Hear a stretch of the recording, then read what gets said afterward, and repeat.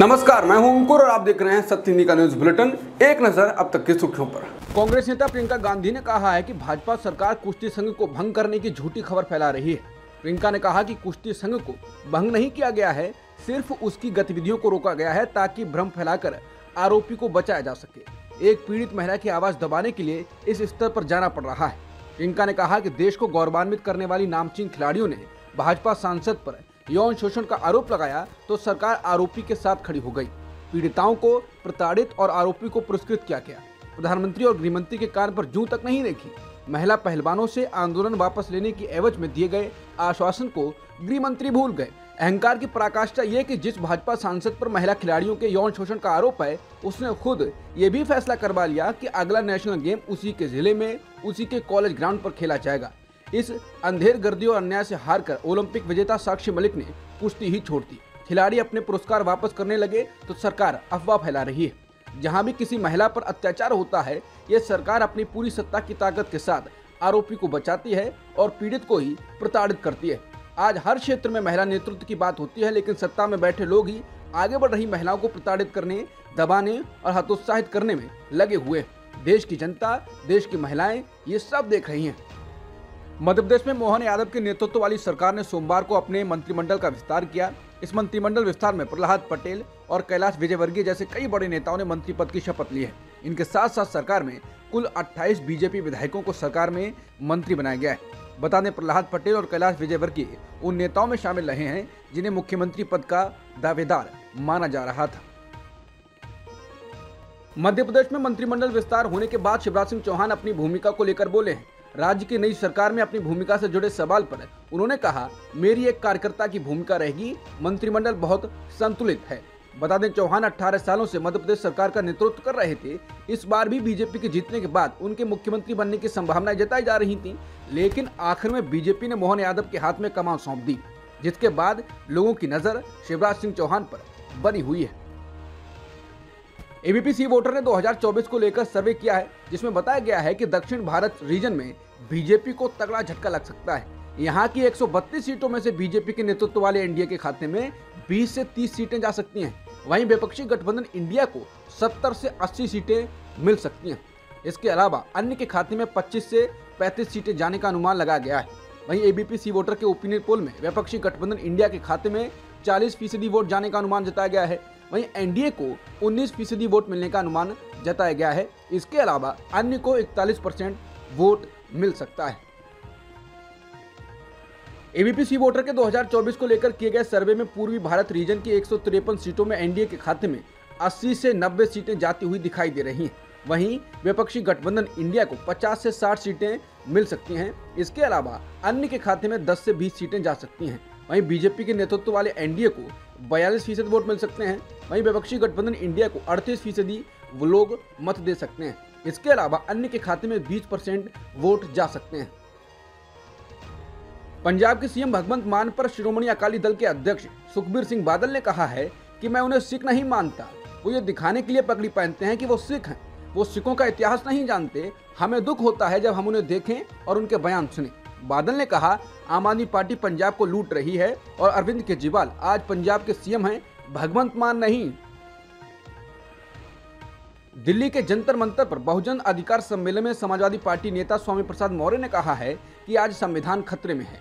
SC, ST और OBC को दिए गए आरक्षण के अधिकार से उन्हें जानबूझकर वंचित किया जा रहा है। देश बेचा जा रहा है और देश के युवाओं को रोजगार से वंचित किया जा रहा है। इसलिए हम यहाँ रैली के लिए एकत्र हुए हैं। राजस्थान के मुख्यमंत्री भजनलाल शर्मा ने सोमवार को कहा कि जनता से जुड़ी कोई योजना बंद नहीं की जाएगी। बता दें, पूर्व मुख्यमंत्री अशोक गहलोत ने ट्वीट कर वर्तमान में बीजेपी सरकार से कांग्रेस की योजनाओं पर स्थिति स्पष्ट करने की मांग उठाई थी। चिरंजीवी योजना का जिक्र करते हुए गहलोत ने कहा था, मीडिया के माध्यम से ये भी जानकारी में आया है कि चिरंजीवी योजना में निजी अस्पतालों द्वारा इलाज नहीं किया जा रहा है।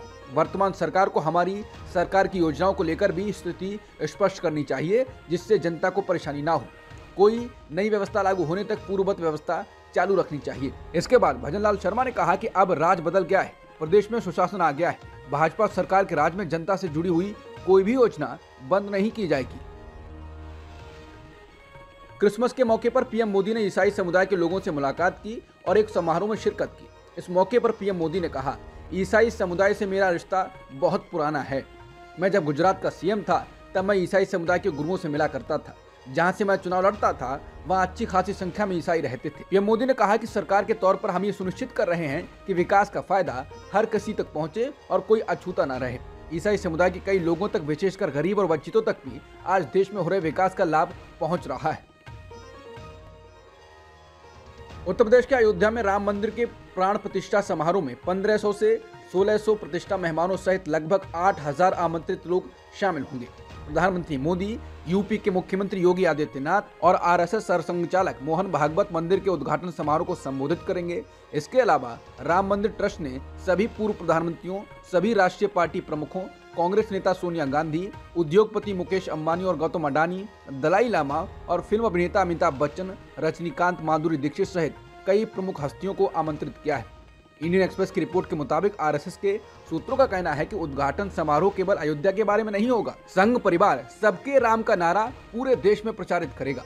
इस अभियान के तहत आरएसएस और वीएचपी के सदस्य अक्षत यानी चावल के वितरण के लिए 1 जनवरी से 15 जनवरी तक पूरे देश में घर घर अभियान चलाएंगे।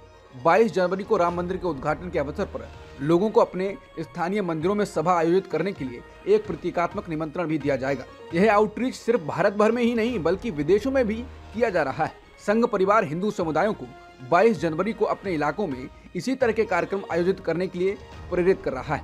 आरएसएस के एक अंदरूनी सूत्र ने द इंडियन एक्सप्रेस को बताया, लोग अयोध्या पर ध्यान केंद्रित कर रहे हैं, लेकिन 22 जनवरी को राष्ट्रीय स्तर पर एक बहुत बड़ा कार्यक्रम होगा। इसमें दुनिया भर में कुछ कार्यक्रम होने वाले हैं। अयोध्या प्राण प्रतिष्ठा के साथ होने वाले स्थानीय कार्यक्रम भी ऑनलाइन लाइव होंगे, जिससे देश और दुनिया के हिस्सों को अयोध्या में जो हो रहा है उसके साथ तालमेल बैठाने का एहसास होगा। रिपोर्ट के मुताबिक भाजपा को लगता है कि अयोध्या कार्यक्रम लोकसभा चुनावों से पहले एक संदेश देगा कि धारा 370 को निरस्त करने के अलावा मंदिर का वादा था जिसे भाजपा ने पूरा कर लिया है। मंदिर शायद उन मुद्दों में से एक है जिसे भाजपा अप्रैल-मई 2024 में होने वाले लोकसभा चुनावों के लिए अपने प्रचार अभियान में जोड़ेगी। केंद्रीय गृह मंत्री अमित शाह और भाजपा के राष्ट्रीय अध्यक्ष जेपी नड्डा मंगलवार को निर्धारित पार्टी पदाधिकारियों और समर्थकों के साथ दिन भर की बैठकों के लिए सोमवार आधी रात को कलकत्ता पहुंचेंगे। बैठकें महत्वपूर्ण हैं क्योंकि बंगाल में 2024 के लोकसभा चुनाव अभियान के लिए पार्टी के ब्लूप्रिंट को अंतिम रूप दिए जाने की संभावना है। पहली बैठक दोपहर में नेशनल लाइब्रेरी में होगी, जहां पार्टी के प्रदेश पदाधिकारियों के अलावा संगठन के करीबी समझे जाने वाले कुछ लोगों को भी आमंत्रित किया गया है। बाद में शाम को राज्य के वरिष्ठ नेताओं और पर्यवेक्षकों के साथ शहर के एक होटल में बैठक होगी, जहां शाह और नड्डा अपने 1 दिवसीय दौरे के दौरान रुकेंगे। भाजपा के अंदरूनी सूत्रों ने कहा है, मंगलवार की बैठकों में चुनावी रणनीति और उम्मीदवार 2 प्रमुख मुद्दे होंगे। बीजेपी बंगाल के एक पदाधिकारी ने कहा, यह बिल्कुल स्पष्ट है कि कुछ मौजूदा सांसदों को उत्तर और दक्षिण बंगाल में दोनों में हटा दिया जाएगा। मौजूदा विधायकों में से कुछ को लोकसभा के लिए नामांकित किया जा सकता है। बिहार के मुख्यमंत्री नीतीश कुमार ने उनकी बजाय मल्लिकार्जुन खड़गे को इंडिया गठबंधन का संयोजक नेता बनाए जाने के प्रस्ताव के बाद गठबंधन से नाराज होने की अटकलों का पुरजोर खंडन किया है। वो पूर्व प्रधानमंत्री अटल बिहारी वाजपेयी की जयंती पर उन्हें श्रद्धांजलि अर्पित करने के बाद पटना में पत्रकारों से बात कर रहे थे। नीतीश ने इस मामले पर पत्रकारों से कहा, ना आपको हम बता दें, मेरी इच्छा नहीं थी, हम तो चाहते हैं कि सब लोग एकजुट हों। उन्होंने साफ किया, हम जरा भी नाराज नहीं हैं, बस यही चाहते हैं कि सब कुछ जल्दी हो जाए। उन्होंने इस मौके पर अटल बिहारी वाजपेयी की तारीफ करते हुए कहा, उनका मुझ पर काफी एहसान है। जब से मैं सांसद बना उन्हें जानता था। जब उनकी सरकार बनी तो उन्होंने मुझे 3 विभागों की जिम्मेदारी दी। मुझे मुख्यमंत्री बनाने में उनका बहुत योगदान था। संसद की सुरक्षा में चूक के मामले में बीजेपी सांसद प्रताप सिम्हा लगातार सुर्खियों में हैं। दरअसल वो जो लोग संसद में घुसे थे और रंगीन धुआं छोड़कर नारेबाजी की थी, उन लोगों को एंट्री पास प्रताप सिम्हा के हस्ताक्षर पर जारी हुआ था। इसके बाद बीजेपी सांसद प्रताप सिम्हा पर सवाल उठाते हुए विपक्ष के नेताओं ने भी केंद्र सरकार को घेरा था और पीएम मोदी से सदन में जवाब देने के लिए कहा था। अब प्रताप सिम्हा ने कहा है कि 2024 लोकसभा चुनावों में लोग तय करेंगे कि मैं गद्दार हूं या देशभक्त। उन्होंने कहा कि मुझ पर जो आरोप लगे हैं वो मैं ईश्वर और अपने समर्थकों पर छोड़ देता हूं कि वो फैसला करें।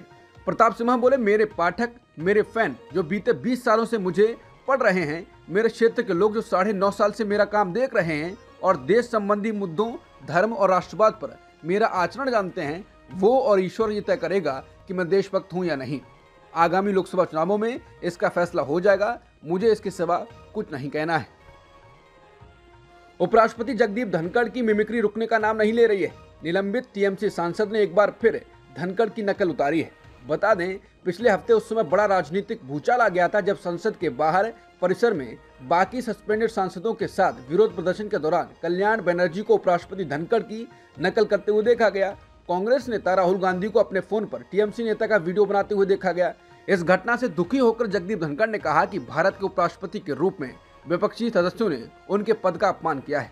धनखड़ ने यह भी दावा किया कि ये एक जाट, उनकी जाति और किसान परिवार से आने वाले व्यक्ति के रूप में उनकी पृष्ठभूमि का भी अपमान है। हालांकि शनिवार को पश्चिम बंगाल के सेरामपुर में एक कार्यक्रम में बोलते हुए कल्याण बनर्जी ने कथित तौर पर दावा किया कि वो धनखड़ की नकल करना जारी रखेंगे। उन्होंने इसे कला का रूप करार दिया। इंडिया टुडे के मुताबिक बनर्जी ने कहा, मैं मिमिक्री करता हूँ, ये एक कला है। अगर जरूरत पड़ी तो मैं इसे एक बार नहीं 1000 बार करूंगा। मेरे पास अपने विचार व्यक्त करने के सभी मौलिक अधिकार हैं। आप मुझे जेल में डाल सकते हैं, मैं पीछे नहीं हटूंगा। कांग्रेस अध्यक्ष और राज्यसभा में विपक्ष के नेता मल्लिकार्जुन खड़गे ने उपराष्ट्रपति और सभापति जगदीप धनखड़ के पत्र का जवाब देते हुए कहा कि लोकसभा और राज्यसभा दोनों से सांसदों का सामूहिक निलंबन पूर्व निर्धारित था और सरकार द्वारा पूर्व नियोजित था। बता दें, धनखड़ ने विभिन्न मामलों पर चर्चा के लिए खड़गे को आमंत्रित करने का पत्र लिखा है। इसको लेकर कांग्रेस अध्यक्ष ने जवाब दिया है। खड़गे ने कहा कि वो फिलहाल दिल्ली से बाहर हैं और ये मेरा कर्तव्य है कि मैं दिल्ली वापस आते ही आपकी सुविधा अनुसार जल्द से जल्द आपसे मिलूं। डिजिटल भुगतान फर्म पेटीएम की मूल कंपनी 197 कम्युनिकेशंस लिमिटेड ने कई डिवीजनों में कम से कम 1000 कर्मचारियों को निकाल दिया है क्योंकि कंपनी कर्मचारी लागत में कटौती करना चाहती है। कंपनी में छटनी की रिपोर्टों पर टिप्पणी करते हुए पेटीएम के प्रवक्ता ने पुष्टि की कि वास्तव में इसके ऑपरेशन और मार्केटिंग टीम में कर्मचारी कम किए गए। सूत्रों के मुताबिक पेटीएम ने अक्टूबर की शुरुआत में ही छटनी की प्रक्रिया शुरू कर दी थी। एक तरफ पेटीएम ने 1000 कर्मचारियों को बाहर का रास्ता दिखाया है तो दूसरी तरफ वो नई भर्तियों की बात भी कह रही है। कंपनी ने इस बात पर भी प्रकाश डाला कि वो अपने आने वाले वर्ष में अपने मुख्य भुगतान व्यवसाय में मैन पावर को 15,000 तक बढ़ाने की योजना बना रही है। इकोनॉमिक्स टाइम्स की रिपोर्ट के अनुसार गूगल और अमेज़न समेत 6 बड़ी टेक कंपनियां जल्द ही भारत में नियुक्ति पर रोक लगाने वाली हैं। इकोनॉमिक टाइम्स ने कहा कि गूगल और फेसबुक जैसी कंपनियां आईटी क्षेत्र के कर्मचारियों के लिए सबसे अधिक मांग वाली कंपनियों में से कुछ हैं, लेकिन इन कंपनियों के जल्द ही भारत में पूरी तरह से भर्ती पर रोक लगाने की संभावना है। पिछले वर्ष की तुलना में 2023 में इन कंपनियों में भारत में सक्रिय नौकरी पोस्टिंग में 90% की गिरावट आई है, जिससे अटकलें लगाई जा रही हैं कि इन कंपनियों द्वारा भारत में भर्ती पर रोक लगाई जा सकती है। अब तक की सुर्खियों में इतना ही। बाकी खबरों के लिए बने रहिए सत्यहिंदी.com के साथ।